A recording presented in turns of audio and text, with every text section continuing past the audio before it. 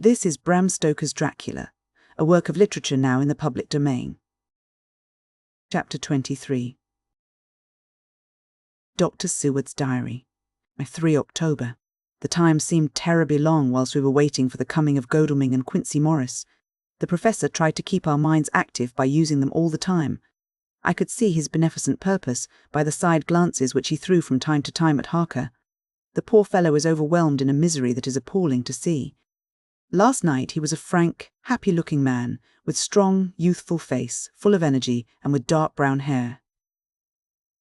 Today he is a drawn, haggard old man, whose white hair matches well with the hollow, burning eyes and grief-written lines of his face. His energy is still intact. In fact, he is like a living flame. This may yet be his salvation, for, if all go well, it will tide him over the despairing period. He will then, in a kind of way, wake again to the realities of life. Poor fellow, I thought my own trouble was bad enough, but his. The professor knows this well enough, and is doing his best to keep his mind active. What he has been saying was, under the circumstances, of absorbing interest. So well as I can remember, here it is.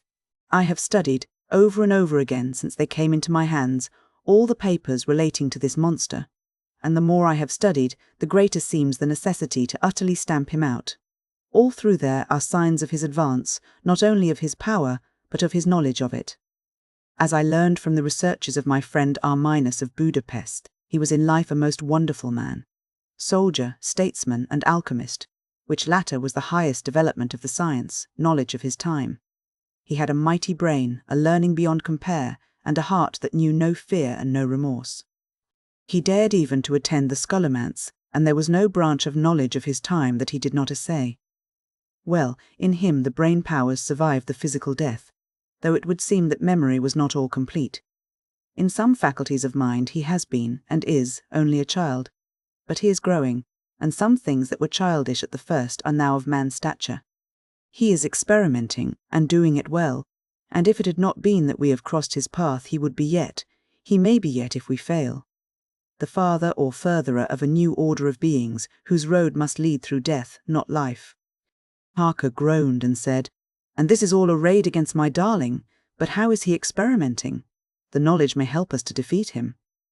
"He has all along, since his coming, been trying his power, slowly but surely, that big child brain of his is working. Well for us, it is, as yet, a child brain, for had he dared at the first to attempt certain things he would long ago have been beyond our power.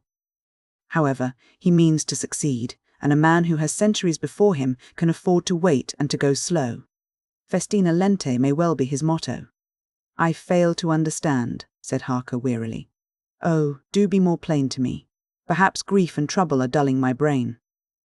The professor laid his hand tenderly on his shoulder as he spoke. "Ah, my child, I will be plain.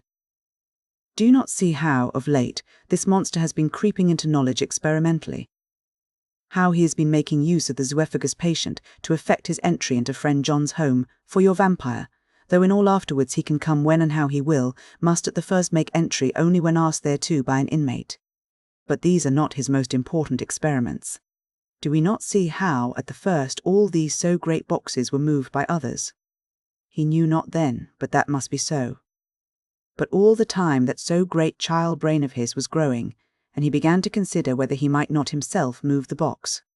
So he began to help, and then, when he found that this be all right, he try to move them all alone, and so he progress, and he scatter these graves of him, and none but he know where they are hidden. He may have intent to bury them deep in the ground, so that he only use them in the night, or at such time as he can change his form. They do him equal well, and none may know these are his hiding place. But, my child, do not despair. This knowledge come to him just too late. Already all of his lairs but one be sterilized as for him, and before the sunset this shall be so. And he have no place where he can move and hide. I delayed this morning that so we might be sure. Is there not more at stake for us than for him? Then why we not be even more careful than him? By my clock it is 1 hour, and already, if all be well, friend Arthur and Quincey are on their way to us. Today is our day, and we must go sure, if slow, and lose no chance. See, there are 5 of us when those absent ones return. Whilst he was speaking, we were startled by a knock at the hall door, the double postman's knock of the telegraph boy. We all moved out to the hall with one impulse, and Van Helsing, holding up his hand to us to keep silence, stepped to the door and opened it. The boy handed in a dispatch. The professor closed the door again, and, after looking at the direction, opened it and read aloud. "Look out for D. He has just now, 12:45, come from Carfax hurriedly and hastened towards the south. He seems to be going the round and may want to see you, Mina." There was a pause, broken by Jonathan Harker's voice. "Now, God be thanked, we shall soon meet." Van Helsing turned to him quickly and said, "God will act in his own way and time. Do not fear, and do not rejoice as yet, for what we wish for at the moment may be our undoings." "I care for nothing now," he answered hotly, "except to wipe out this brute from the face of creation. I would sell my soul to do it." "Oh, hush, hush, my child," said Van Helsing. "God does not purchase souls in this wise, and the devil, though he may purchase, does not keep faith. But God is merciful and just, and knows your pain and your devotion to that dear Madam Mina. Think you how her pain would be doubled, did she but hear your wild words? Do not fear any of us. We are all devoted to this cause, and today shall see the end. The time is coming for action. Today this vampire is limit to the powers of man, and till sunset he may not change. It will take him time to arrive here. See, it is 20 minutes past 1, and there are yet some times before he can hither come, be he never so quick. What we must hope for is that my Lord Arthur and Quincy arrive first."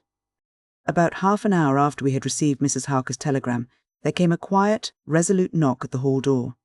It was just an ordinary knock, such as is given hourly by thousands of gentlemen, but it made the professor's heart and mine beat loudly. We looked at each other, and together moved out into the hall. We each held ready to use our various armaments, the spiritual in the left hand, the mortal in the right. Van Helsing pulled back the latch, and, holding the door half open, stood back, having both hands ready for action. The gladness of our hearts must have shone upon our faces when on the step, close to the door, we saw Lord Godalming and Quincy Morris. They came quickly in and closed the door behind them, the former saying, as they moved along the hall, "It is all right." We found both places, 6 boxes in each, and we destroyed them all. "Destroyed?" asked the professor. "For him." We were silent for a minute, and then Quincy said, "There's nothing to do but to wait here. If, however, he doesn't turn up by 5 o'clock, we must start off, for it won't do to leave Mrs. Harker alone after sunset." "He will be here before long now," said Van Helsing, who had been consulting his pocketbook. "Nota bene, in Madam's telegram he went south from Carfax. That means he went to cross the river, and he could only do so at slack of tide, which should be something before 1 o'clock. That he went south has a meaning for us. He is as yet only suspicious, and he went from Carfax first to the place where he would suspect interference least. You must have been at Bermondsey only a short time before him. That he is not here already shows that he went to Mile End next. This took him some time, for he would then have to be carried over the river in some way. Believe me, my friends, we shall not have long to wait now. We should have ready some plan of attack, so that we may throw away no chance. Hush, there is no time now. Have all your arms, be ready." He held up a warning hand as he spoke, for we all could hear a key softly inserted in the lock of the hall door. I could not but admire, even at such a moment, the way in which a dominant spirit asserted itself.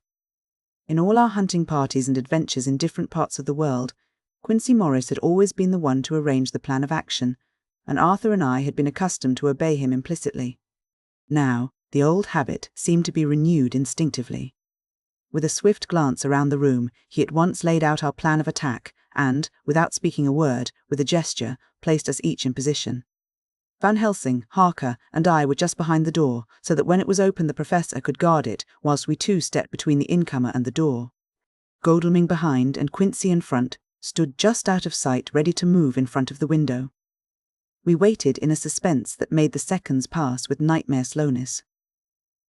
The slow, careful steps came along the hall. The Count was evidently prepared for some surprise, at least he feared it. Suddenly, with a single bound, he leaped into the room, winning a way past us before any of us could raise a hand to stay him. There was something so panther-like in the movement, something so unhuman, that it seemed to sober us all from the shock of his coming. The first to act was Harker, who, with a quick movement, threw himself before the door leading into the room in the front of the house. As the Count saw us, a horrible sort of snarl passed over his face, showing the eye-teeth long and pointed, but the evil smile as quickly passed into a cold stare of lion-like disdain. His expression again changed as, with a single impulse, we all advanced upon him. It was a pity that we had not some better organized plan of attack, for even at the moment I wondered what we were to do. I did not myself know whether our lethal weapons would avail us anything. Harker evidently meant to try the matter, for he had ready his great cookery knife and made a fierce and sudden cut at him. The blow was a powerful one, only the diabolical quickness of the Count's leap back saved him. A second less, and the trenchant blade had shorn through his heart. As it was, the point just cut the cloth of his coat, making a wide gap whence a bundle of banknotes and a stream of gold fell out. The expression of the Count's face was so hellish that for a moment I feared for Harker, though I saw him throw the terrible knife aloft again for another stroke. Instinctively, I moved forward with a protective impulse, holding the crucifix and wafer in my left hand. I felt a mighty power fly along my arm, and it was without surprise that I saw the monster cower back before a similar movement made spontaneously by each one of us.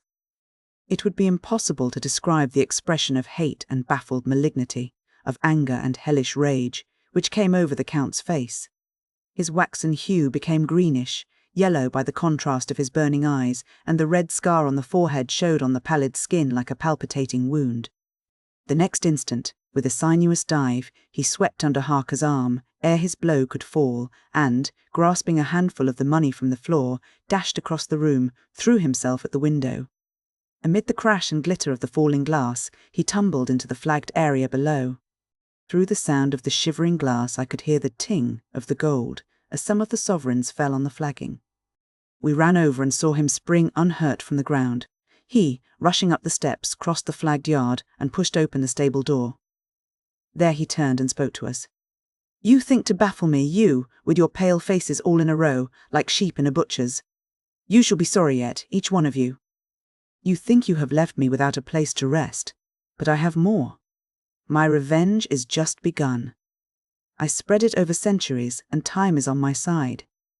Your girls that you all love are mine already, and through them you and others shall yet be mine. My creatures, to do my bidding and to be my jackals when I want to feed."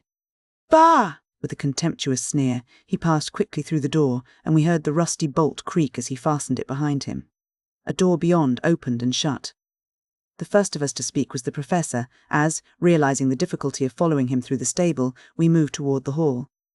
"We have learnt something, much. Notwithstanding his brave words, he fears us, he fear time, he fear want.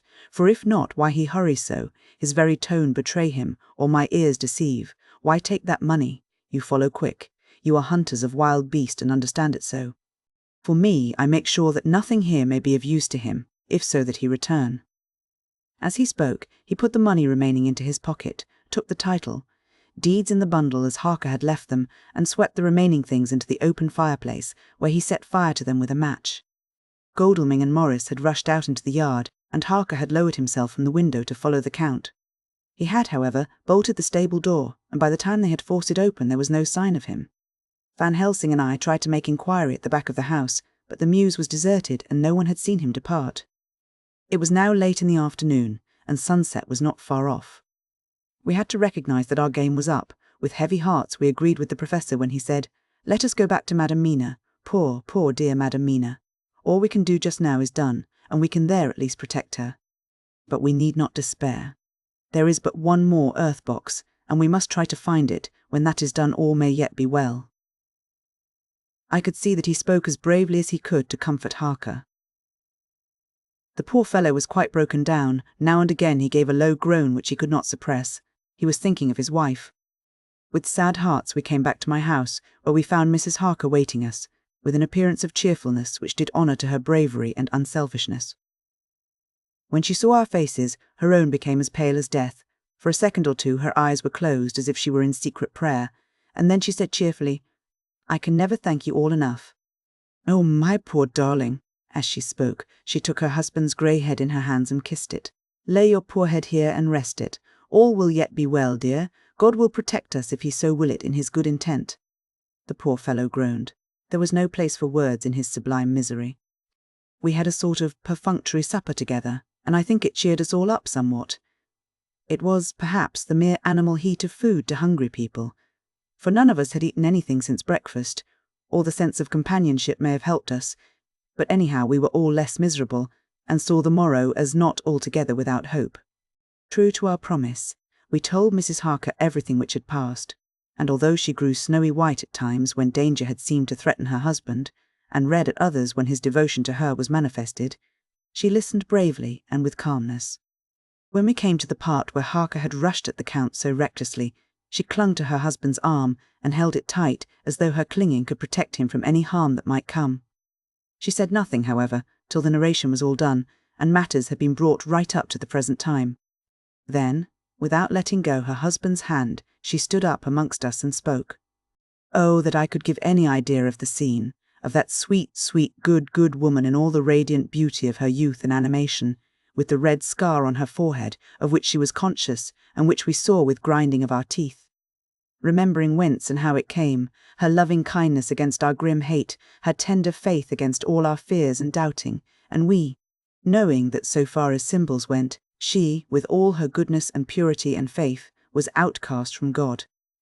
Jonathan, she said, and the words sounded like music on her lips. It was so full of love and tenderness. Jonathan, dear, and you, all my true friends, I want you to bear something in mind through all this dreadful time. I know that you must fight, that you must destroy even as you destroyed the false Lucy so that the true Lucy might live hereafter. But it is not a work of hate. That poor soul who has wrought all this misery is the saddest case of all. Just think what will be his joy when he too is destroyed in his worser part, that his better part may have spiritual immortality. You must be pitiful to him too, though it may not hold your hands from his destruction.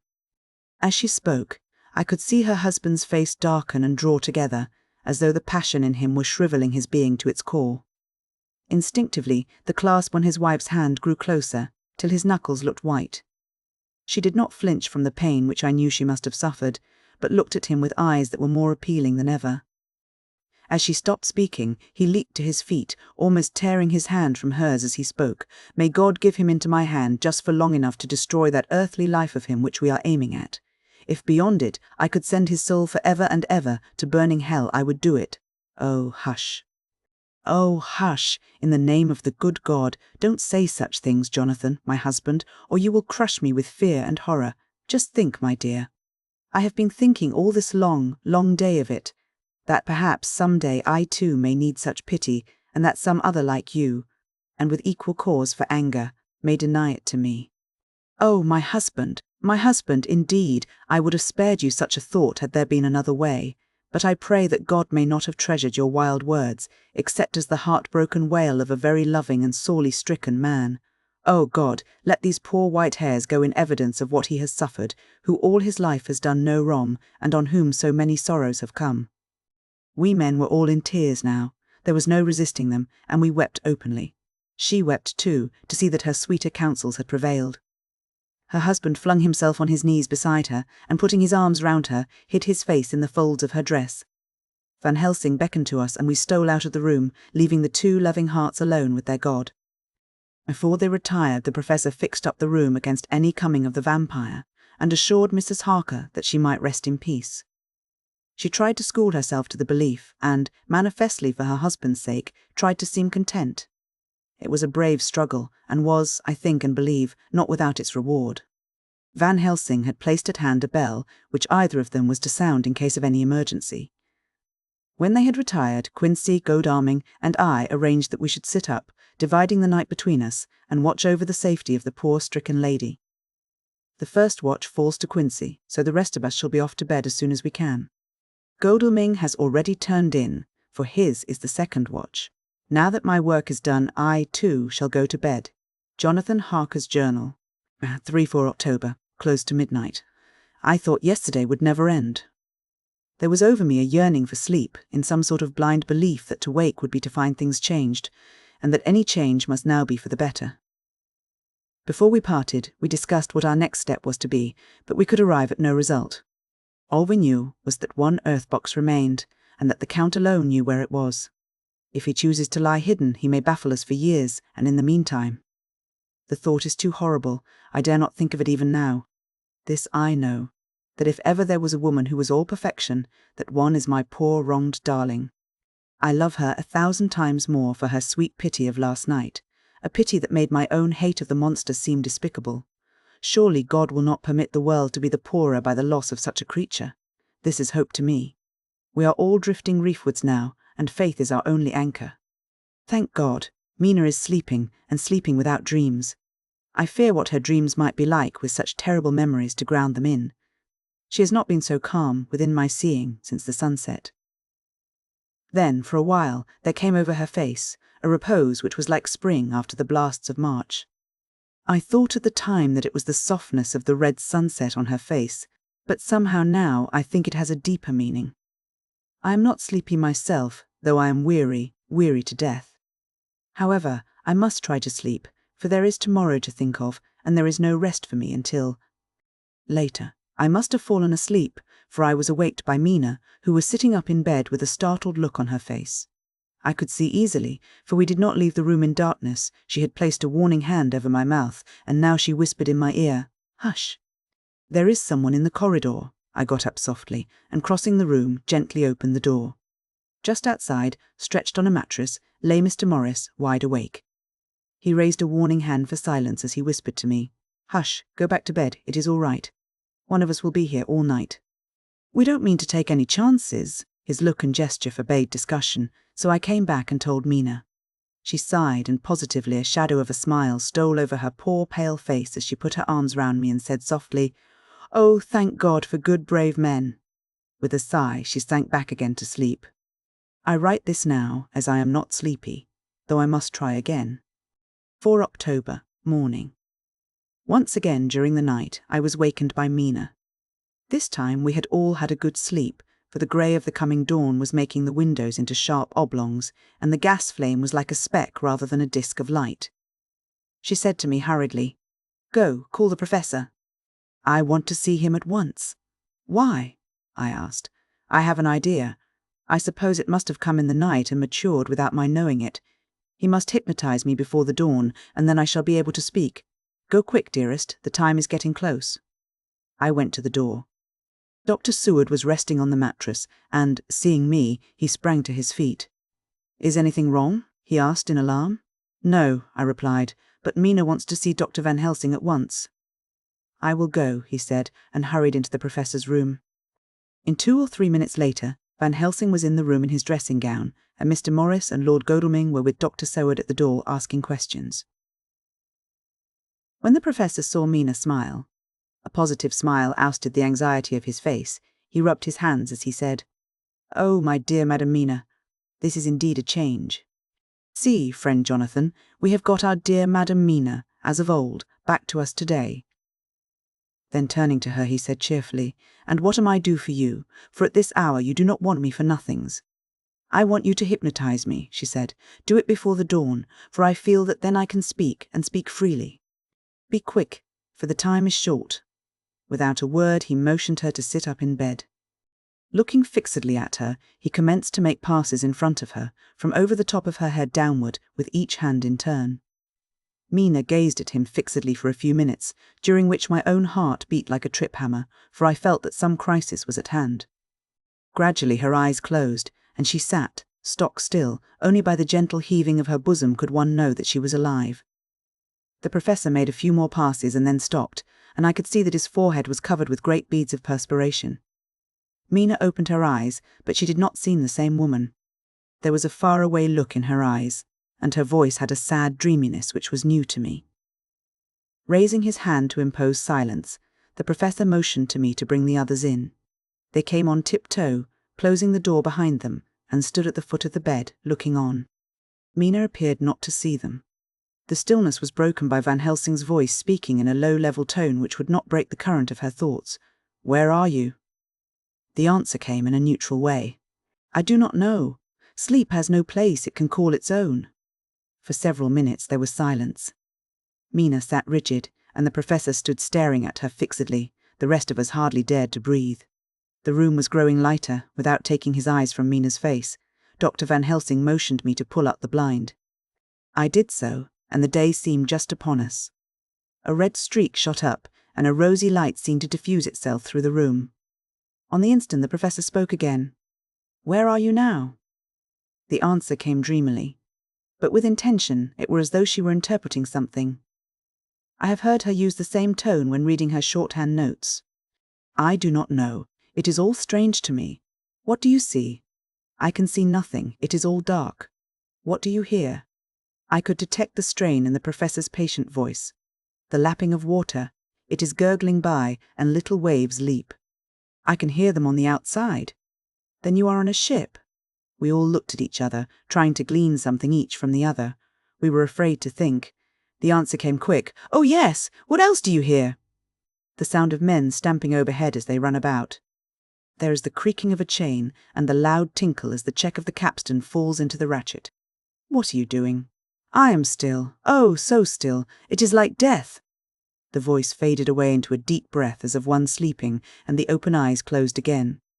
By this time the sun had risen, and we were all in the full light of day. Dr. Van Helsing placed his hands on Mina's shoulders and laid her head down softly on her pillow. She lay like a sleeping child for a few moments, and then, with a long sigh, awoke and stared in wonder to see us all around her. "Have I been talking in my sleep?" was all she said. She seemed, however, to know the situation without telling, though she was eager to know what she had told.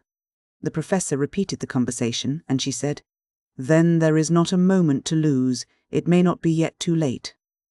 Mr. Morris and Lord Godalming started for the door, but the professor's calm voice called them back. "Stay, my friends. That ship, wherever it was weighing anchor while she spoke. There are many ships weighing anchor at the moment in your so great port of London. Which of them is it that you seek? God be thanked that we have once again a clue, though whither it may lead us we know not.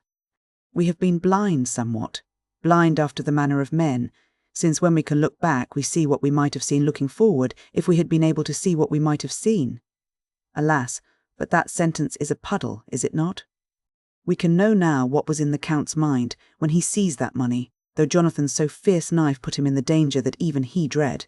He meant escape. Hear me, escape. He saw that with but one earth box left, and a pack of men following like dogs after a fox, this London was no place for him. He have take his last earth box on board a ship, and he leave the land. He think to escape, but no, we follow him. Tally-ho, as friend Arthur would say when he put on his red frock. Our old fox is wily, oh, so wily, and we must follow with wile. I too am wily, and I think his mind in a little while. In meantime we may rest, and in peace, for there are waters between us which he do not want to pass, and which he could not if he would, unless the ship were to touch the land, and then only at full or slack tide. See, and the sun is just rose, and all day to sunset is to us. Let us take bath, and dress, and have breakfast which we all need, and which we can eat comfortably since he be not in the same land with us." Mina looked at him appealingly as she asked, "But why need we seek him further when he has gone away from us?" He took her hand and patted it as he replied, "Ask me nothings as yet. When we have breakfast, then I answer all questions." He would say no more, and we separated to dress. After breakfast, Mina repeated her question. He looked at her gravely for a minute, and then said sorrowfully, "Because, my dear, dear Madam Mina, now more than ever must we find him, even if we have to follow him to the jaws of hell." She grew paler as she asked faintly, "Why?" "Because," he answered solemnly, "he can live for centuries, and you are but mortal woman. Time is now to be dreaded, since once he put that mark upon your throat." I was just in time to catch her as she fell forward in a faint. Chapter 24.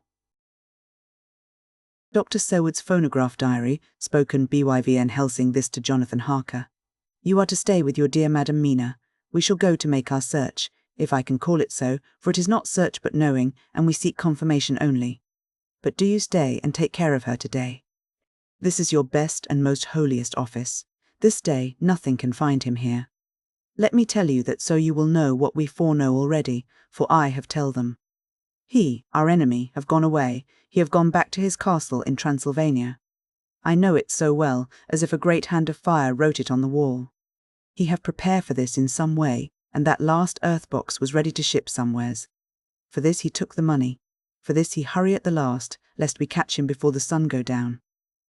It was his last hope, save that he might hide in the tomb that he think poor Miss Lucy, being as he thought like him, keep open to him. But there was not of time. When that fail, he makes straight for his last resource, his last earth. Work, I might say, did I wish double entente. He's clever, oh, so clever. He know that his game here was finish, and so he decide he go back home. He find ship going by the route he came, and he go in it. We go off now to find what ship, and whither bound. When we have discovered that, we come back and tell you all. Then we will comfort you and poor dear Madam Mina with new hope. For it will be hope when you think it over that all is not lost. This very creature that we pursue, he take hundreds of years to get so far as London, and yet in one day, when we know of the disposal of him, we drive him out. He is finite, though he is powerful to do much harm, and suffers not as we do. But we are strong, each in our purpose, and we are all more strong together. Take heart afresh, dear husband of Madam Mina. This battle is but begun, and in the end we shall win, so sure as that God sits on high to watch over his children. Therefore be of much comfort till we return. Van Helsing. Jonathan Harker's Journal, 4 October. When I read to Mina Van Helsing's message in the phonograph, the poor girl brightened up considerably. Already the certainty that the Count is out of the country has given her comfort, and comfort is strength to her. For my own part, now that his horrible danger is not face to face with us, it seems almost impossible to believe in it. Even my own terrible experiences in Castle Dracula seem like a long-forgotten dream. Here in the crisp autumn air in the bright sunlight, alas, how can I disbelieve? In the midst of my thought my eye fell on the red scar on my poor darling's white forehead. Whilst that lasts, there can be no disbelief. And afterwards the very memory of it will keep faith crystal clear. Mina and I fear to be idle, so we have been over all the diaries again and again. Somehow, although the reality seems greater each time, the pain and the fear seem less. There is something of a guiding purpose manifest throughout, which is comforting. Mina says that perhaps we are the instruments of ultimate good. It may be. I shall try to think as she does. We have never spoken to each other yet of the future. It is better to wait till we see the Professor and the others after their investigations. The day is running by more quickly than I ever thought a day could run for me again. It is now 3 o'clock. Mina Harker's Journal. 5 October, 5 p.m., our meeting for report. Present: Professor Van Helsing, Lord Godalming, Dr. Seward, Mr. Quincy Morris, Jonathan Harker, Mina Harker. Dr. Van Helsing described what steps were taken during the day to discover on what boat and whither bound Count Dracula made his escape. As I knew that he wanted to get back to Transylvania, I felt sure that he must go by the Danube mouth, or by somewhere in the Black Sea, since by that way he come. It was a dreary blank that was before us. Omni ignotum pro magnifico, and so with heavy hearts we start to find what ships leave for the Black Sea last night. He was in sailing ship, since Madam Mina tell of sails being set. These not so important as to go in your list of the shipping in the Times, and so we go, by suggestion of Lord Godalming, to your Lloyd's, where a note of all ships that sail, however so small. There we find that only one Black Sea-bound ship go out with the tide. She is the Tsarina Catherine, and she sailed from Doolittle's Wharf for Varna, and thence on to other parts and up the Danube. So, said I, this is the ship whereon is the Count. So off we go to Doolittle's Wharf, and there we find a man in an office of wood so small that the man looked bigger than the office. From him we inquire of the goings of the Tsarina Catharina. He swear much, and he red face and loud of voice, but he good fellow all the same, and when Quincy give him something from his pocket which crackle as he roll it up, and put it in a so small bag which he have hid deep in his clothing, he still better fellow and humble servant to us. He come with us, and ask many men who are rough and hot, these be better fellows too when they have been no more thirsty. They say much of blood and bloom, and of others which I comprehend not, though I guess what they mean, but nevertheless they tell us all things which we want to know. They make known to us among them, how last afternoon at about 5 o'clock comes a man so hurry, a tall man, thin and pale, with high nose and teeth so white, and eyes that seem to be burning.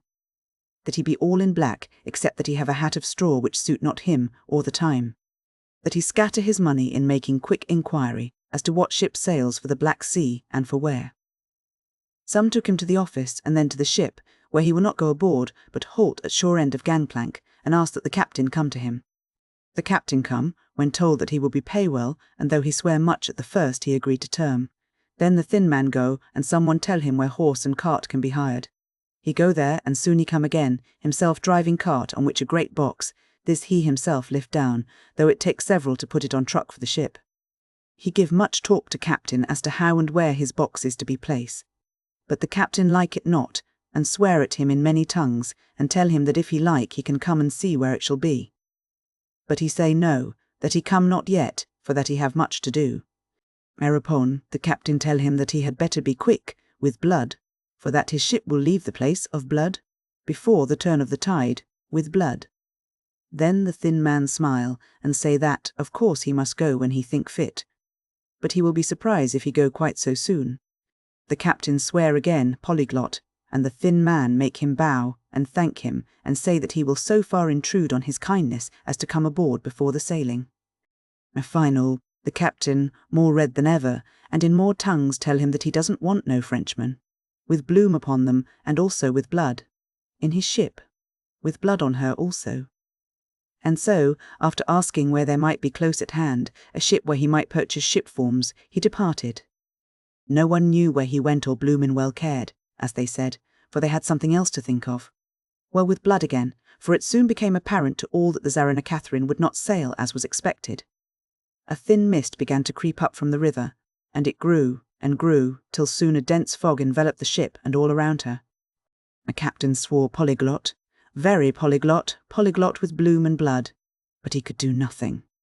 The water rose and rose, and he began to fear that he would lose the tide altogether. He was in no friendly mood, when just at full tide, the thin man came up the gangplank again and asked to see where his box had been stowed.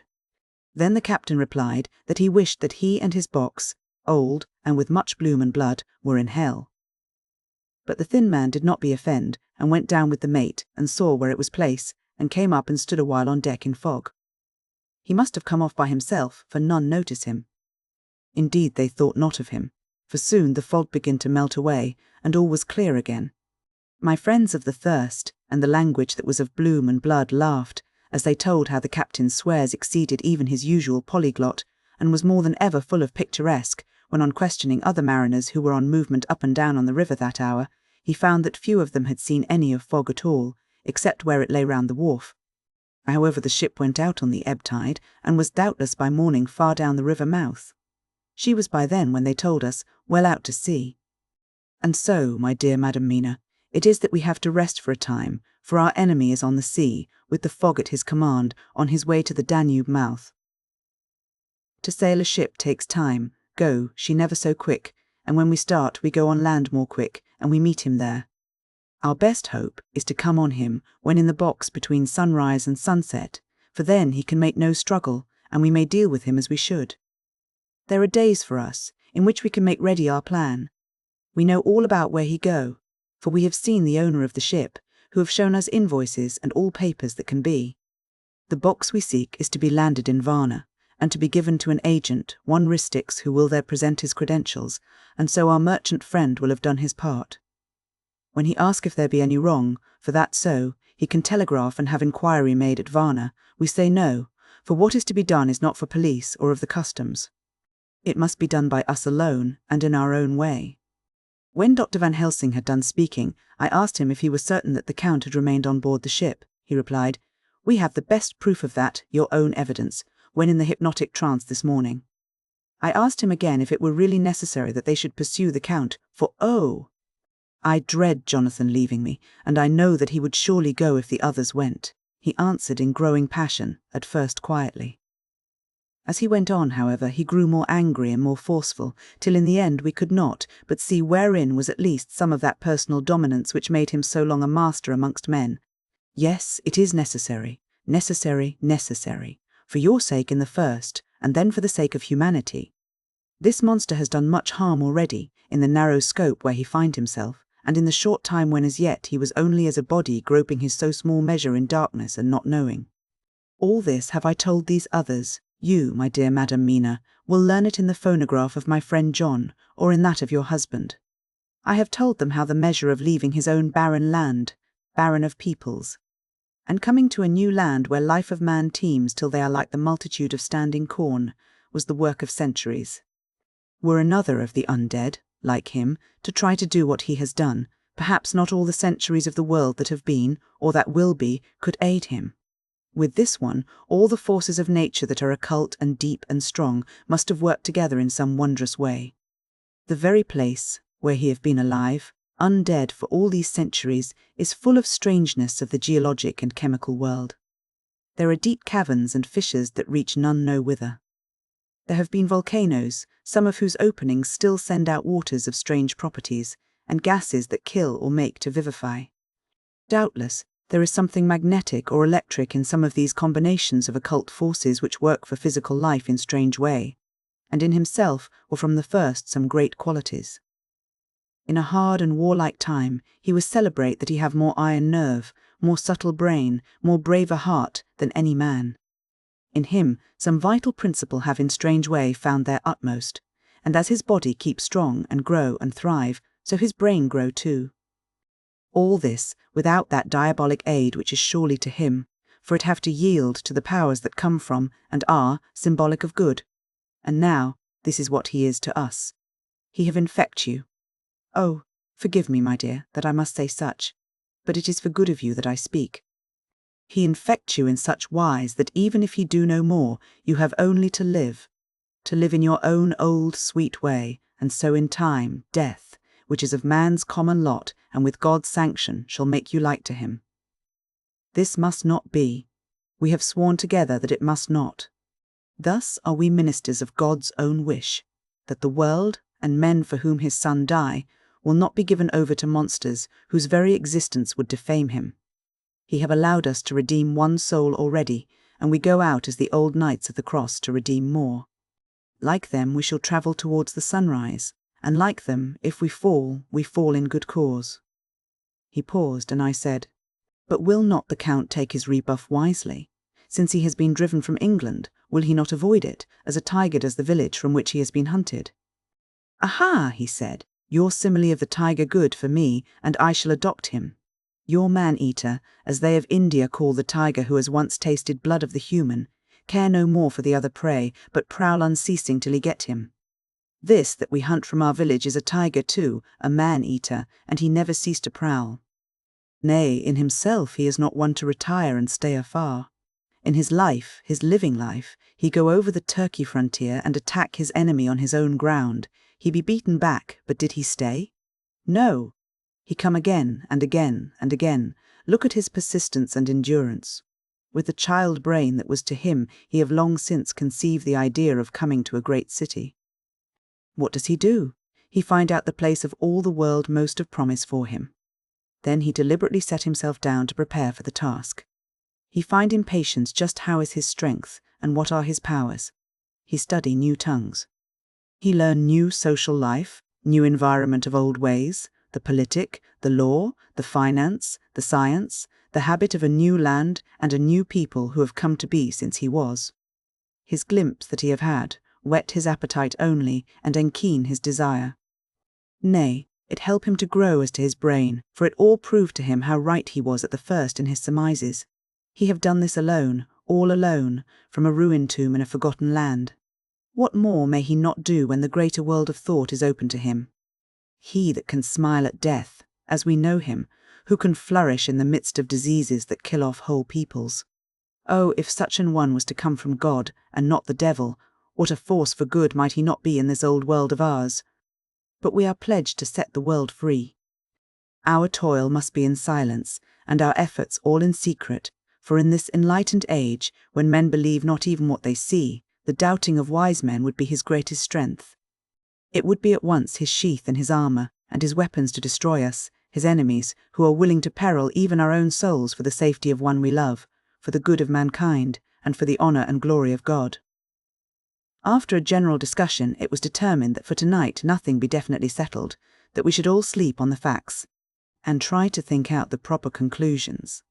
Tomorrow, at breakfast, we are to meet again, and, after making our conclusions known to one another, we shall decide on some definite course of action.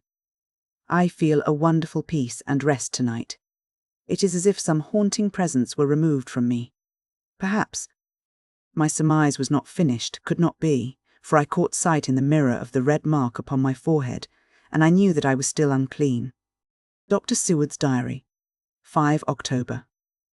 We all rose early, and I think that sleep did much for each and all of us. When we met at early breakfast, there was more general cheerfulness than any of us had ever expected to experience again. It is really wonderful how much resilience there is in human nature. Let any obstructing cause, no matter what, be removed in any way, even by death, and we fly back to first principles of hope and enjoyment. More than once as we sat around the table, my eyes opened in wonder whether the whole of the past days had not been a dream. It was only when I caught sight of the red blotch on Mrs. Harker's forehead that I was brought back to reality. Even now, when I am gravely revolving the matter, it is almost impossible to realize that the cause of all our trouble is still existent.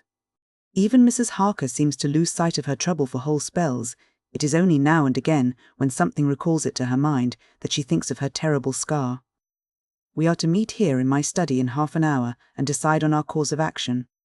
I see only one immediate difficulty. I know it by instinct rather than reason. We shall all have to speak frankly, and yet I fear that in some mysterious way poor Mrs. Harker's tongue is tied. I know that she forms conclusions of her own, and from all that has been, I can guess how brilliant and how true they must be. But she will not or cannot give them utterance. I have mentioned this to Van Helsing, and he and I are to talk it over when we are alone. I suppose it is some of that horrid poison which has got into her veins beginning to work. The Count had his own purposes when he gave her what Van Helsing called the vampire's baptism of blood. Well, there may be a poison that distills itself out of good things. In an age when the existence of ptomaines is a mystery, we should not wonder at anything. One thing I know, that if my instinct be true regarding poor Mrs. Harker's silences, then there is a terrible difficulty, an unknown danger, in the work before us. The same power that compels her silence may compel her speech. I dare not think further, for so I should in my thoughts dishonour a noble woman. Van Helsing is coming to my study a little before the others. I shall try to open the subject with him. Major, when the professor came in, we talked over the state of things. I could see that he had something on his mind which he wanted to say, but felt some hesitancy about broaching the subject. After beating about the bush a little, he said suddenly, "Friend John, there is something that you and I must talk of alone, just at the first at any rate. Later, we may have to take the others into our confidence." Then he stopped, so I waited. He went on, "Madam Mina, our poor dear Madam Mina is changing." A cold shiver ran through me to find my worst fears thus endorsed. Van Helsing continued, "With the sad experience of Miss Lucy, we must this time be warned before things go too far. Our task is now in reality more difficult than ever, and this new trouble makes every hour of the direst importance." I can see the characteristics of the vampire coming in her face. It is now but very, very slight, but it is to be seen if we have eyes to notice without to prejudge. Her teeth are some sharper, and at times her eyes are more hard. But these are not all. There is to her the silence now often, as so it was with Miss Lucy. She did not speak, even when she wrote that which she wished to be known later.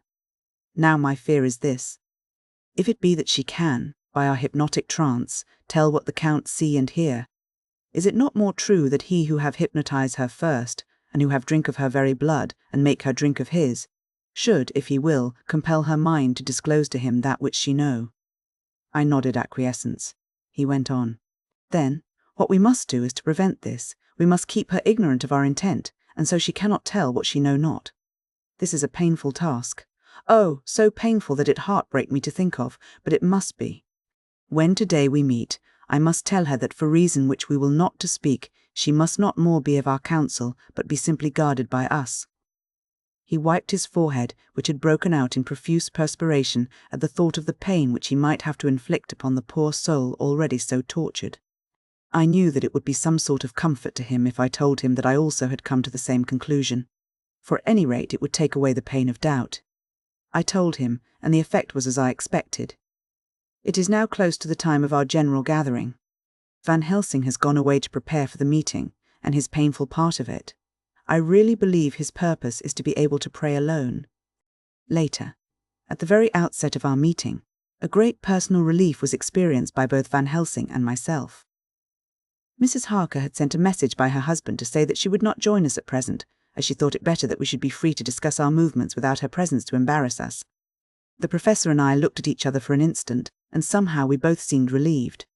For my own part, I thought that if Mrs. Harker realized the danger herself, it was much pain as well as much danger averted. Under the circumstances we agreed, by a questioning look and answer, with finger on lip, to preserve silence in our suspicions, until we should have been able to confer alone again. We went at once into our plan of campaign. Van Helsing roughly put the facts before us first. The Tsarina Catherine left the Thames yesterday morning. It will take her at the quickest speed she has ever made at least 3 weeks to reach Varna. But we can travel overland to the same place in 3 days.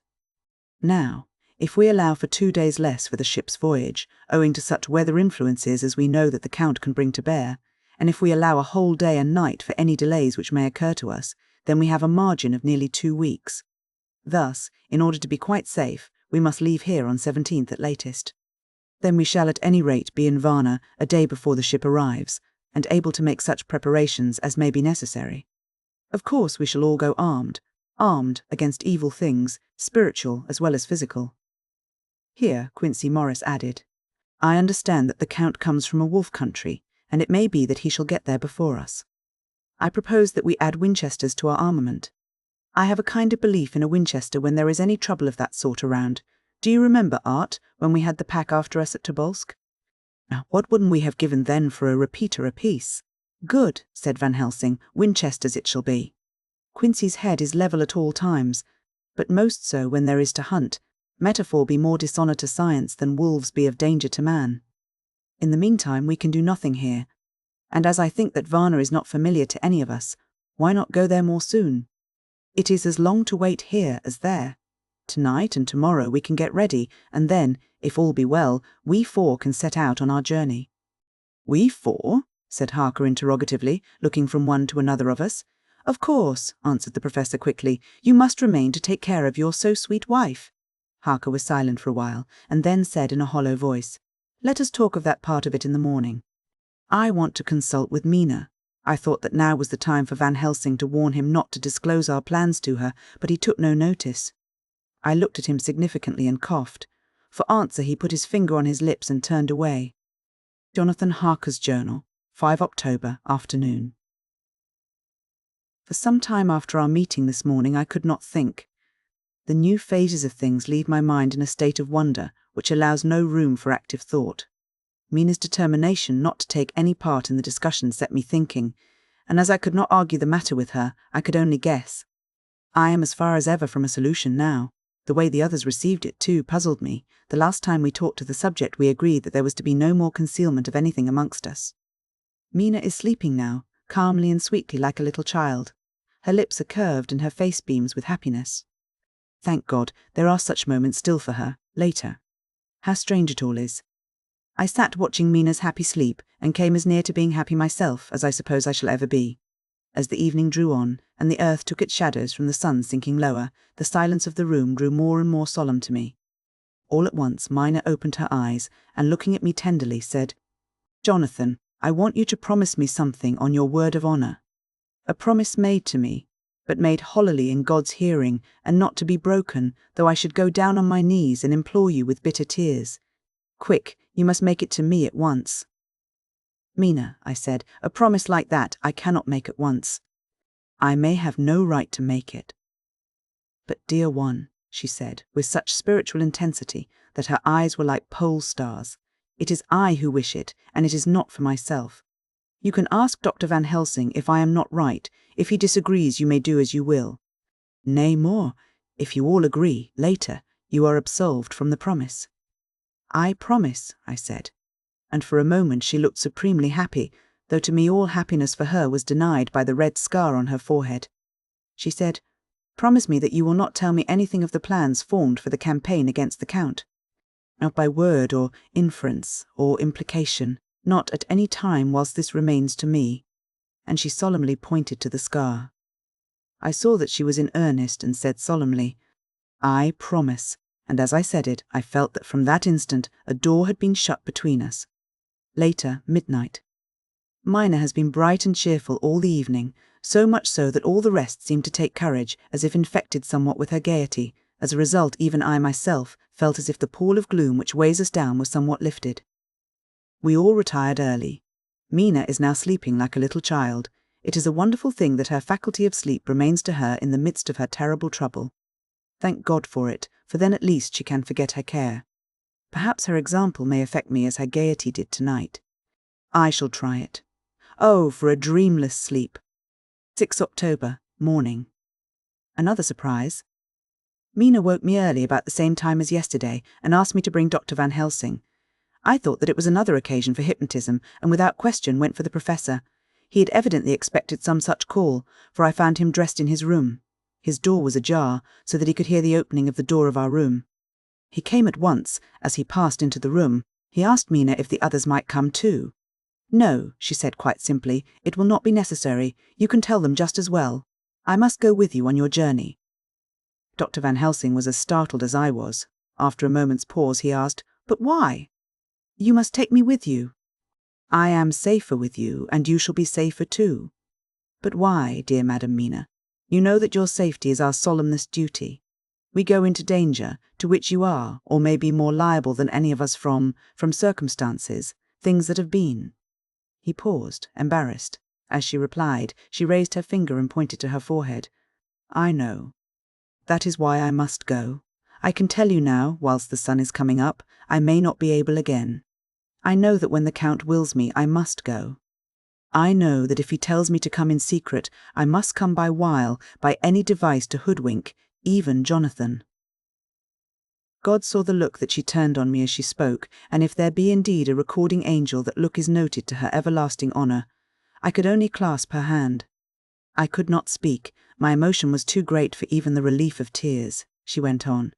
You men are brave and strong. You are strong in your numbers, for you can defy that which would break down the human endurance of one who had to guard alone. Besides, I may be of service, since you can hypnotize me and so learn that which even I myself do not know. Dr. Van Helsing said very gravely, Madam Mina, you are, as always, most wise. You shall with us come, and together we shall do that which we go forth to achieve. When he had spoken, Mina's long spell of silence made me look at her. She had fallen back on her pillow asleep. She did not even wake when I had pulled up the blind and let in the sunlight which flooded the room. Van Helsing motioned to me to come with him quietly. We went to his room, and within a minute Lord Godalming, Dr. Seward, and Mr. Morris were with us also. He told them what Mina had said and went on. In the morning we shall leave for Varna. We have now to deal with a new factor, Madam Mina. Oh, but her soul is true. It is to her an agony to tell us so much as she has done, but it is most right, and we are warned in time. There must be no chance lost, and in Varna we must be ready to act the instant when that ship arrives.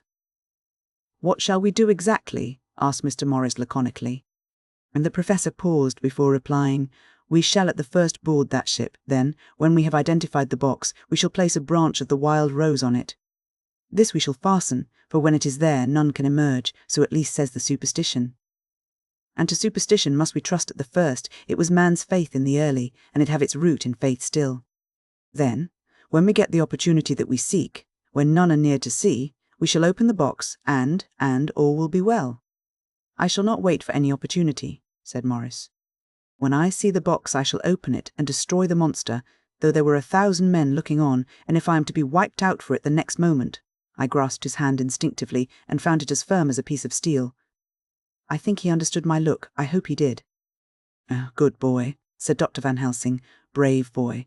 Quincy is all man. God bless him for it. My child, believe me, none of us shall lag behind or pause from any fear. I do but say what we may do, what we must do. But indeed, we cannot say what we shall do. There are so many things which may happen, and their ways and their ends are so various that until the moment we may not say. We shall all be armed, in all ways, and when the time for the end has come, our effort shall not be lack. Now let us today put all our affairs in order. Let all things which touch on others dear to us, and who on us depend, be complete, for none of us can tell what, or when, or how the end may be. As for me, my own affairs are regulate, and as I have nothing else to do, I shall go make arrangements for the travel. I shall have all tickets and so forth for our journey. There was nothing further to be said, and we parted. I shall now settle up all my affairs of earth, and be ready for whatever may come. Later, it is all done, my will is made, and all complete. Mina, if she survive, is my sole heir. If it should not be so, then the others who have been so good to us shall have remainder. It is now drawing towards the sunset. Mina's uneasiness calls my attention to it. I am sure that there is something on her mind which the time of exact sunset will reveal. These occasions are becoming harrowing times for us all, for each sunrise and sunset opens up some new danger, some new pain, which, however, may in God's will be means to a good end. I write all these things in the diary, since my darling must not hear them now, but if it may be that she can see them again, they shall be ready. She is calling to me. Chapter 25. Dr. Seward's Diary, 11 October, evening. Jonathan Harker has asked me to note this, as he says he is hardly equal to the task, and he wants an exact record kept. I think that none of us were surprised when we were asked to see Mrs. Harker a little before the time of sunset. We have of late come to understand that sunrise and sunset are to her times of peculiar freedom, when her old self can be manifest without any controlling force, subduing or restraining her or inciting her to action. This mood or condition begins some half hour or more before actual sunrise or sunset, and lasts till either the sun is high or whilst the clouds are still aglow with the rays streaming above the horizon. At first, there is a sort of negative condition, as if some tie were loosened, and then the absolute freedom quickly follows, when, however, the freedom ceases the change. Back or relapse comes quickly, preceded only by a spell of warning silence. Tonight, when we met, she was somewhat constrained, and bore all the signs of an internal struggle. I put it down myself to her making a violent effort at the earliest instant she could do so. A very few minutes, however, gave her complete control of herself. Then, motioning her husband to sit beside her on the sofa where she was half reclining, she made the rest of us bring chairs up close. Taking her husband's hand in hers, began, "We are all here together in freedom, for perhaps the last time. I know, dear, I know that you will always be with me to the end." This was to her husband, whose hand had, as we could see, tightened upon hers. In the morning we go out upon our task, and God alone knows what may be in store for any of us. You are going to be so good to me as to take me with you. I know that all that brave, earnest men can do for a poor, weak woman, whose soul perhaps is lost, no, not yet, but is at any rate at stake, you will do. But you must remember that I am not as you are. There is a poison in my blood, in my soul, which may destroy me, which must destroy me, unless some relief comes to us. Oh, my friends, you know as well as I do that my soul is at stake, and though I know there is one way out for me, you must not, and I must not take it. She looked appealingly to us all in turn, beginning and ending with her husband. "What is that way?" asked Van Helsing in a hoarse voice. "What is that way, which we must not, may not, take? That I may die now, either by my own hand or that of another, before the greater evil is entirely wrought. I know, and you know, that were I once dead you could and would set free my immortal spirit, even as you did my poor Lucy's. Were death, or the fear of death, the only thing that stood in the way, I would not shrink to die here, now, amidst the friends who love me. But death is not all. I cannot believe that to die in such a case, when there is hope before us and a bitter task to be done, is God's will.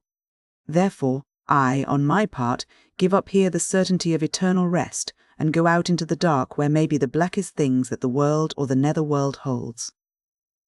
We were all silent, for we knew instinctively that this was only a prelude. The faces of the others were set, and Harker's grew ashen grey. Perhaps he guessed better than any of us what was coming. She continued, "This is what I can give into the hotchpot." I could not but note the quaint legal phrase which she used in such a place, and with all seriousness. "What will each of you give? Your lives, I know," she went on quickly. "That is easy for brave men. Your lives are God's, and you can give them back to him, but what will you give to me?" She looked again questioningly, but this time avoided her husband's face. Quincy seemed to understand. He nodded, and her face lit up. "Then I shall tell you plainly what I want, for there must be no doubtful matter in this connection between us now. You must promise me, one and all, even you, my beloved husband, that, should the time come, you will kill me." "What is that time?" The voice was Quincy's, but it was low and strained. "When you shall be convinced that I am so changed that it is better that I die than I may live. When I am thus dead in the flesh, then you will, without a moment's delay, drive a stake through me and cut off my head, or do whatever else may be wanting to give me rest." Quincy was the first to rise after the pause. He knelt down before her and, taking her hand in his, said solemnly, "I'm only a rough fellow who hasn't perhaps lived as a man should to win such a distinction, but I swear to you by all that I hold sacred and dear that, should the time ever come, I shall not flinch from the duty that you have set us. And I promise you, too, that I shall make all certain, for if I am only doubtful, I shall take it that the time has come." "My true friend," was all she could say amid her fast-falling tears, as, bending over, she kissed his hand. "I swear the same, my dear Madam Mina," said Van Helsing. "And I," said Lord Godalming, each of them in turn kneeling to her to take the oath. "I followed myself." Then her husband turned to her wan-eyed, and with a greenish pallor which subdued the snowy whiteness of his hair, and asked, "And must I, too, make such a promise, O my wife?" "You too, my dearest," she said, with infinite yearning of pity in her voice and eyes. "You must not shrink. You are nearest and dearest and all the world to me. Our souls are knit into one, for all life and all time. Think, dear, that there have been times when brave men have killed their wives and their womenkind, to keep them from falling into the hands of the enemy. Their hands did not falter any the more, because those that they loved implored them to slay them. It is men's duty towards those whom they love in such times of sore trial. And oh, my dear, if it is to be that I must meet death at any hand, let it be at the hand of him that loves me best. Dr. Van Helsing, I have not forgotten your mercy in poor Lucy's case to him who loved." She stopped with a flying blush and changed her phrase. "To him who had best right to give her peace. If that time shall come again, I look to you to make it a happy memory of my husband's life, that it was his loving hand which set me free from the awful thrall upon me." "Again, I swear," came the Professor's resonant voice. Mrs. Harker smiled, positively smiled, as with a sigh of relief she leaned back and said, "And now one word of warning, a warning which you must never forget. This time, if it ever come, may come quickly and unexpectedly, and in such case you must lose no time in using your opportunity. At such a time I myself might be, nay, if the time ever comes, shall be leagued with your enemy against you. One more request." She became very solemn as she said this. "It is not vital and necessary like the other, but I want you to do one thing for me if you will." We all acquiesced, but no one spoke. There was no need to speak. "I want you to read the burial service." She was interrupted by a deep groan from her husband. Taking his hand in hers, she held it over her heart and continued, "You must read it over me some day. Whatever may be the issue of all this fearful state of things, it will be a sweet thought to all or some of us. You, my dearest, will I hope read it, for then it will be in your voice in my memory forever, come what may. But oh, my dear one," he pleaded, "death is afar off from you." "Nay," she said, holding up a warning hand. "I am deeper in death at this moment than if the weight of an earthly grave lay heavy upon me." "Oh, my wife, must I read it?" he said, before he began.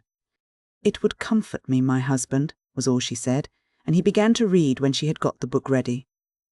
How could anyone tell of that strange scene, its solemnity, its gloom, its sadness, its horror, and withal its sweetness?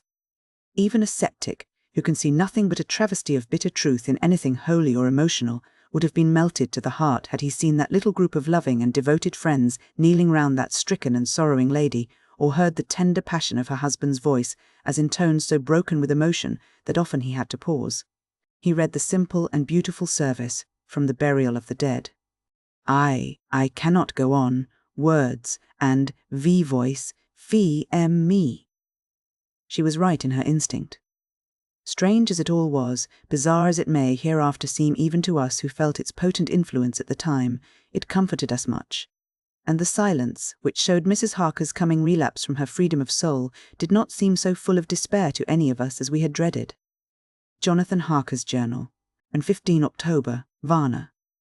We left Charing Cross on the morning of the 12th, got to Paris the same night, and took the places secured for us in the Orient Express. We travelled night and day, arriving here at about 5 o'clock. Lord Godalming went to the consulate to see if any telegram had arrived for him, whilst the rest of us came on to this hotel, the Odessus. The journey may have had incidents. I was, however, too eager to get on, to care for them. Until the Tsarina Catherine comes into port, there will be no interest for me in anything in the wide world. Thank God, Mina is well and looks to be getting stronger. Her colour is coming back. She sleeps a great deal. Throughout the journey she slept nearly all the time. Before sunrise and sunset, however, she is very wakeful and alert, and it has become a habit for Van Helsing to hypnotize her at such times. At first, some effort was needed, and he had to make many passes. But now, she seems to yield at once, as if by habit, and scarcely any action is needed. He seems to have power at these particular moments to simply will, and her thoughts obey him. He always asks her what she can see and hear. She answers to the first, nothing, all is dark, and to the second, I can hear the waves lapping against the ship, and the water rushing by. Canvas and cordage strain, and masts and yards creak. The wind is high, I can hear it in the shrouds, and the bow throws back the foam. It is evident that the Tsarina Catherine is still at sea, hastening on her way to Varna. Lord Godalming has just returned. He had 4 telegrams, one each day since we started, and all to the same effect, that the Tsarina Catherine had not been reported to Lloyd's from anywhere. He had arranged before leaving London that his agent should send him every day a telegram saying if the ship had been reported. He was to have a message even if she were not reported, so that he might be sure that there was a watch being kept at the other end of the wire. We had dinner and went to bed early. Tomorrow we are to see the Vice-Consul, and to arrange, if we can, about getting on board the ship as soon as she arrives. Van Helsing says that our chance will be to get on the boat between sunrise and sunset. The Count, even if he takes the form of a bat, cannot cross the running water of his own volition, and so cannot leave the ship. As he dare not change to man's form without suspicion, which he evidently wishes to avoid, he must remain in the box. If, then, we can come on board after sunrise, he is at our mercy, for we can open the box and make sure of him, as we did of poor Lucy, before he wakes. What mercy he shall get from us will not count for much. We think that we shall not have much trouble with officials or the seamen. Thank God, this is the country where bribery can do anything, and we are well supplied with money.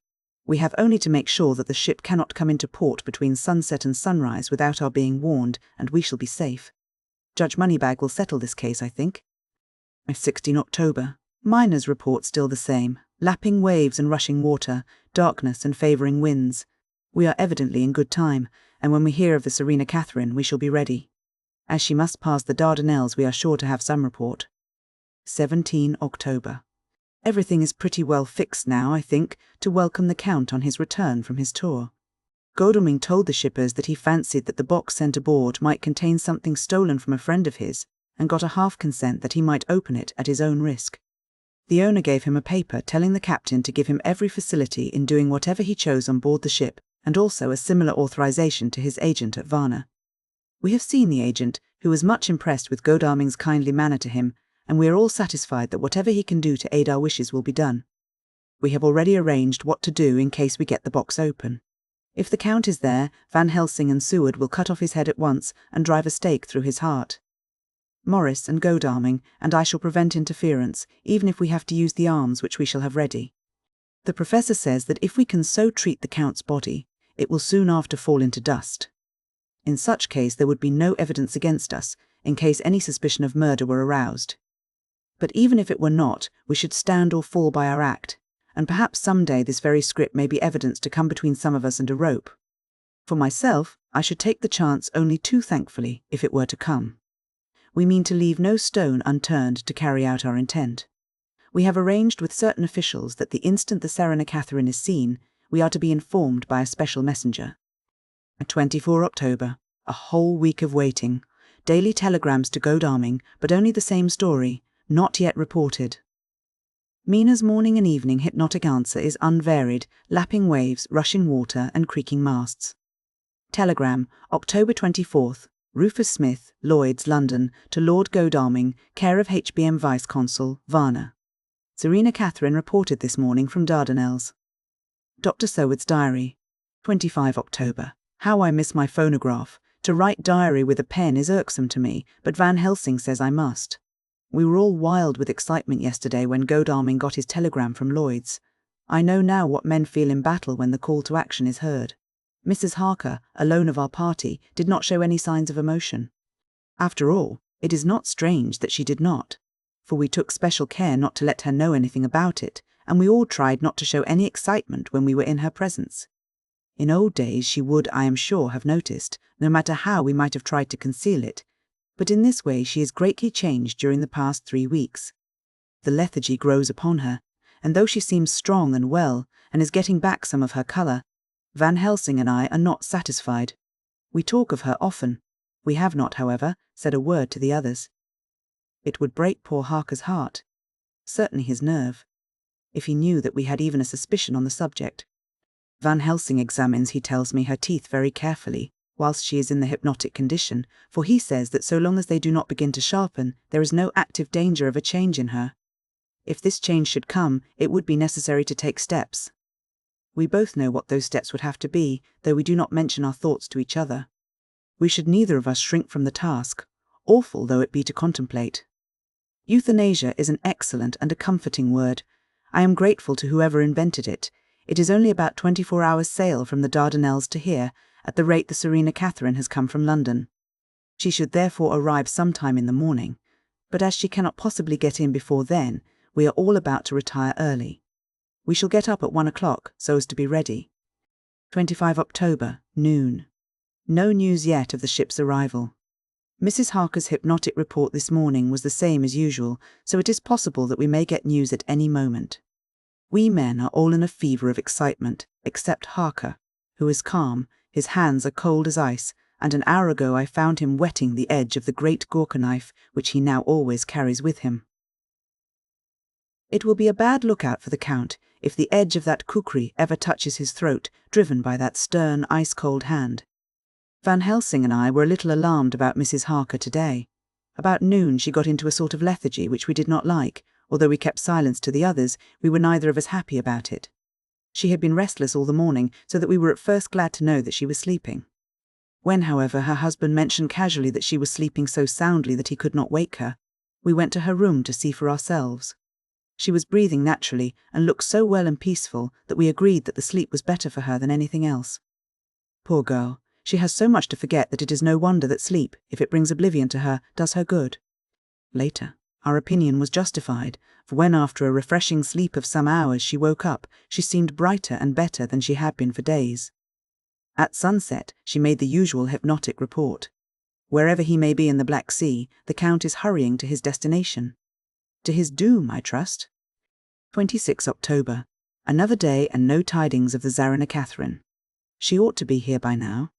That she is still journeying somewhere is apparent, for Mrs. Harker's hypnotic report at sunrise was still the same. It is possible that the vessel may be lying by at times for fog. Some of the steamers which came in last evening reported patches of fog both to north and south of the port. We must continue our watching, as the ship may now be signalled any moment. 27 October, noon. Most strange, no news yet at the ship we wait for. Mrs. Harker reported last night and this morning as usual, lapping waves and rushing water, though she added that the waves were very faint. The telegrams from London have been the same, no further report. Van Helsing is terribly anxious and told me just now that he fears the Count is escaping us. He added significantly, "I did not like that lethargy of Madame Mina's. Souls and memories can do strange things during trance." I was about to ask him more, but Harker just then came in, and he held up a warning hand. We must try to night at sunset to make her speak more fully when in her hypnotic state. 28 October. Telegram. Rufus Smith, London, to Lord Godalming, Care HBM Vice-Consul, Varna. Serena Catherine reported entering Galatz at 1 o'clock today. Dr. Seward's diary. 28 October. When the telegram came announcing the arrival in Galatz, I do not think it was such a shock to any of us as might have been expected. True, we did not know whence, or how, or when, the bolt would come, but I think we all expected that something strange would happen. The delay of arrival at Varna made us individually satisfied that things would not be just as we had expected. We only waited to learn where the change would occur. None the less, however, was it a surprise. I suppose that nature works on such a hopeful basis that we believe against ourselves that things will be as they ought to be, not as we should know that they will be. Transcendentalism is a beacon to the angels, even if it be a will-o'-the-wisp to man. It was an odd experience, and we all took it differently. Van Helsing raised his hand over his head for a moment, as though in remonstrance with the Almighty. But he said not a word, and in a few seconds stood up with his face sternly set.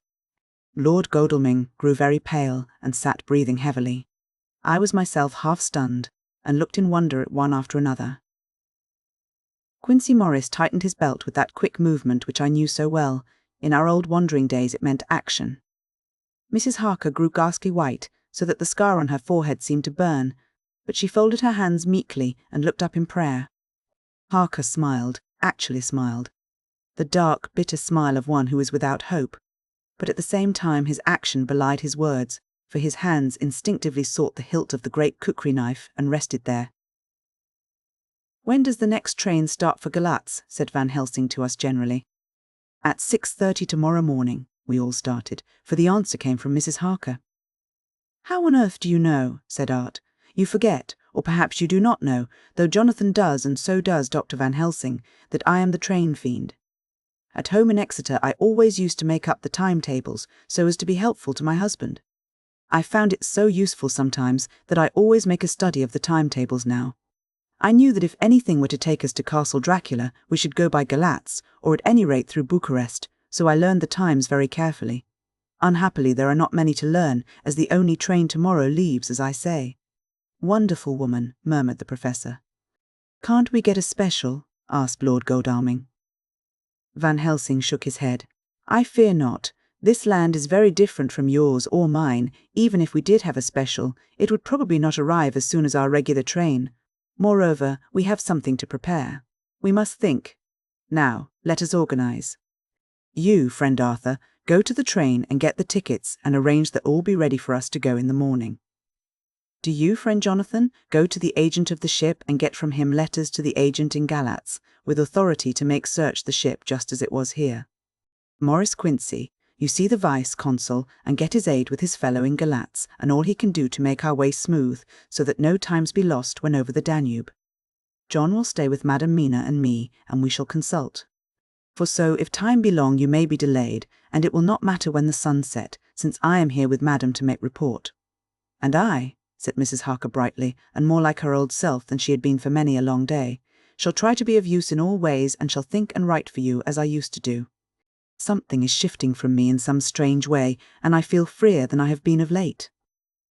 The three younger men looked happier at the moment as they seemed to realize the significance of her words, but Van Helsing and I, turning to each other, met each a grave and troubled glance. We said nothing at the time, however. When the three men had gone out to their tasks, Van Helsing asked Mrs. Harker to look up the copy of the diaries and find him the part of Harker's journal at the castle. She went away to get it. When the door was shut upon her, he said to me, "We mean the same. Speak out. There is some change. It is a hope that makes me sick, for it may deceive us." "Quite so. Do you know why I asked her to get the manuscript?" "No," said I, "unless it was to get an opportunity of seeing me alone." "You are in part right, friend John, but only in part. I want to tell you something. And oh, my friend, I am taking a terrible risk, but I believe it is right." In the moment when Madam Mina said those words that arrest both our understanding, an inspiration came to me. In the trance of 3 days ago, the Count sent her his spirit to read her mind, or more like he took her to see him in his earth box in the ship with water rushing, just as it go free at rise and set of sun. He learned then that we are here, for she have more to tell in her open life, with eyes to see and ears to hear, than he, shut as he is in his coffin box. Now he make his most effort to escape us. At present he want her not. He is sure with his so great knowledge that she will come at his call, but he cut her off. Take her, as he can do, out of his own power, that so she come not to him. Ah, there I have hope that our man, brains that have been of man so long, and that have not lost the grace of God, will come higher than his child, brain that lie in his tomb for centuries, that grow not yet to our stature, and that do only work selfish and therefore small. Here comes Madam Mina, not a word to her of her trance. She know it not, and it would overwhelm her, and make despair just when we want all her hope, all her courage, when most we want all her great brain, which is trained like man's brain, but is of sweet woman, and have a special power which the Count give her, and which he may not take away altogether, though he think not so. Hush, let me speak, and you shall learn. Oh, John, my friend, we are in awful straits. I fear, as I never feared before. We can only trust the good God. Silence, here she comes. I thought that the professor was going to break down and have hysterics, just as he had when Lucy died. But with a great effort he controlled himself and was at perfect nervous poise when Mrs. Harker tripped into the room, bright and happy-looking, and, in the doing of work, seemingly forgetful of her misery. As she came in, she handed a number of sheets of typewriting to Van Helsing. He looked over them gravely, his face brightening up as he read. Then, holding the pages between his finger and thumb, he said, "Friend John, to you with so much of experience already, and you too, dear Madam Mina, that are young. Here is a lesson, do not fear ever to think. A half-thought has been buzzing often in my brain, but I fear to let him loose his wings. Here now, with more knowledge, I go back to where that half-thought come from, and I find that he be no half-thought at all, that be a whole thought, though so young that he is not yet strong to use his little wings.